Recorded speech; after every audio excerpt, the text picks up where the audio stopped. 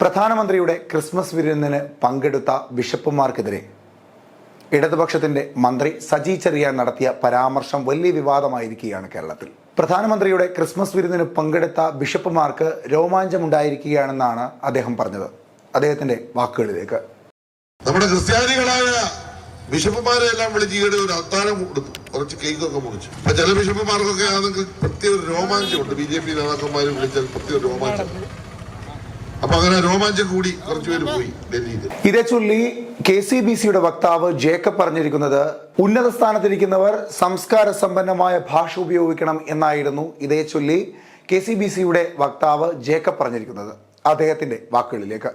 രോമാഞ്ചം ഉണ്ടായി, വൈൻ കുടിച്ച രോമാഞ്ചം ഉണ്ടാകുന്നവരാണ് മെത്രാന്മാരെന്ന രീതിയിൽ അപഹസിച്ച് സംസാരിക്കുന്നത് ഒരു സംസ്ഥാനത്തെ ഭരിക്കുന്ന മന്ത്രിക്ക് യോജിച്ചതാണോ എന്ന് അദ്ദേഹം ചിന്തിക്കണം. അദ്ദേഹത്തിൻ്റെ സ്ഥാനത്തിന് യോജിച്ച രീതിയിൽ വേണം അദ്ദേഹം ഇത്തരം വിഷയങ്ങളിൽ പ്രതികരിക്കാനായിട്ട്. എന്നാൽ പ്രതിപക്ഷ നേതാവ് VD സതീശൻ സജി ചെറിയാൻ ഇങ്ങനെ പറയാൻ കാരണം മുഖ്യമന്ത്രി പിണറായി വിജയനാണെന്ന് പറയുകയാണ്. സജി ചെറിയാൻ മാത്രമല്ല, മണിയടക്കമുള്ള ഇടതുപക്ഷത്തെ ചില മന്ത്രിമാരെ ഉപയോഗിച്ചുകൊണ്ട് തന്റെ സർക്കാരിനെതിരെ സംസാരിക്കുന്നവരെ അവഹേളിക്കുവാൻ വേണ്ടി ഇറങ്ങി പുറപ്പെട്ടിരിക്കുകയാണെന്നും അദ്ദേഹം പറയുന്നു. നിങ്ങളിത് ഇപ്പോഴാണ് ശ്രദ്ധിക്കുന്നത്. അതായത് ഈ നവകേരള സദസ്സിൽ ഉടനീളം ഈ സജി ചെറിയാൻ എന്ന് പറഞ്ഞ മന്ത്രി എനിക്കെതിരെ, പ്രതിപക്ഷ നേതാക്കൾക്കെതിരെ വളരെ മോശമായ പരാമർശങ്ങളാണ് എല്ലാം നടത്തിയത്. എന്റെ നിയോജകമണ്ഡലമായ പറവൂരിൽ വന്ന് വളരെ അപകീർത്തികരമായ പരാമർശങ്ങൾ അദ്ദേഹം നടത്തി. അദ്ദേഹത്തിന് ഒരു പ്രാവശ്യം മന്ത്രിസ്ഥാനം പോയതാണ് അബദ്ധം പറഞ്ഞിട്ട്. ഇപ്പൊ പറഞ്ഞിരിക്കുന്നത് എത്ര മോശമായിട്ടാണ് പറഞ്ഞിരിക്കുന്നത്. ഇപ്പൊ മുഖ്യമന്ത്രിയുടെ നവകേരള സദസ്സ് ഞങ്ങൾ ബഹിഷ്കരിച്ചു. പക്ഷെ ആ നവകേരള സദസ്സുമായി ബന്ധപ്പെട്ട പ്രഭാത വിരുന്നിൽ എത്രയോ ആളുകൾ പോയി. ഞങ്ങൾ ആരെങ്കിലും അവരെ കുറിച്ച് മോശമായിട്ട് സംസാരിച്ചു? അപ്പൊ പ്രധാനമന്ത്രിയും മുഖ്യമന്ത്രിയൊക്കെ വിളിക്കുമ്പോൾ ആളുകൾ പോവും. അവർ അധികാര സ്ഥാനത്തിൽ ഇരിക്കുന്ന ആളുകളാണ്. അവർ വിളിക്കുമ്പോൾ പോകേണ്ടി വരും.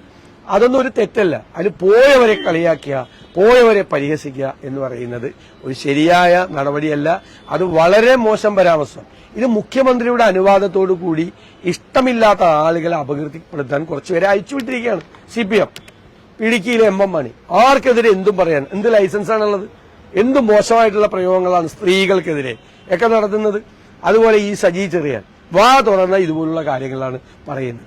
ഇത് CPM നേതൃത്വത്തിന്റെ മുഖ്യമന്ത്രിയുടെ അറിവോടുകൂടി, ഞാൻ നേരത്തെ പറഞ്ഞിട്ടുണ്ട്, മാന്യമായി ജീവിക്കുന്ന ആളുകളുടെ വീടിന് മുന്നിലേക്ക് പണ്ട് ചില പ്രമാണിമാര് കള്ളു കുടിപ്പിച്ചിട്ട് ആളെ പറഞ്ഞു വിടും ചീത്ത വിളിക്കാൻ വേണ്ടി. അതുപോലെ ചില മന്ത്രിമാരെയും ചില CPM നേതാക്കന്മാരെയും മര്യാദയ്ക്ക് ജീവിക്കുന്ന ആളുകളെ അപകീർത്തിപ്പെടുത്താൻ വേണ്ടിയിട്ട് പറഞ്ഞു വിട്ടിരിക്കുന്ന ഒരു കാര്യമാണ്. എന്നാൽ രമേശ് ചെന്നിത്തല പറഞ്ഞത് ബിഷപ്പുമാർ പ്രധാനമന്ത്രിയെ കണ്ടത് ഒരു സൗഹൃദ സംഭാഷണത്തിന്റെ ഭാഗമാണ്. അതിനെ രാഷ്ട്രീയപരമായി ഉപയോഗിക്കേണ്ട ആവശ്യമില്ല, അതിൽ യാതൊരു തരത്തിലുള്ള രാഷ്ട്രീയവുമില്ല എന്നാണ്.